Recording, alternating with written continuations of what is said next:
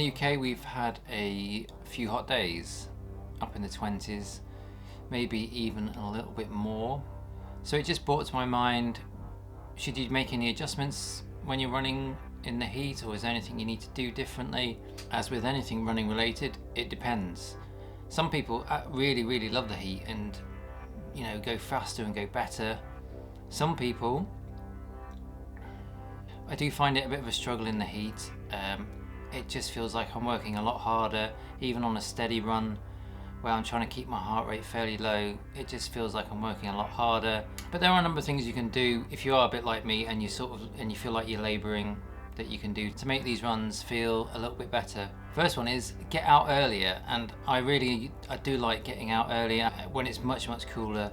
So if you're doing a longish run, so like over an hour and a half, you'll be finished by, if you're out at 8, you'll be finished by 9:30. You're done and dusted for the day and you're out of the heat. Conversely, if you're not an early riser, then you can go sort of later in the evening when it starts to cool down. So, you know, 6-7 o'clock, something like that, or even later in the height of summer. I just try and avoid the heat of the day at all costs. It may sound silly or obvious, but just take some water, especially if you're going over an hour. Another good thing to remember is make use of rivers. If you've got a little stream or river, which I'm lucky to, I've run past several times, put your head in it or your hands in it just to help you cool down, which I do a few times. That's quite nice as well. Yeah, and the last thing is to slow down. Definitely slow down. It is harder to do your speed work, your tempo runs in this heat. If we go back to our old friend, the Luke Humphrey pace calculator, we can actually now make use of the heat and humidity options, just to give you an idea. So I'll select a half marathon in kilometers. So let's say 1 hour 30 minutes. So let's say the temperature in Fahrenheit is about 75 with a humidity of 60%, and we'll calculate that pace. So normally that would be 1.5 hours for a half marathon, and you can see the adjusted race time of between 1 hour 34 and 1 hour 37, so that's quite a big chunk of time there.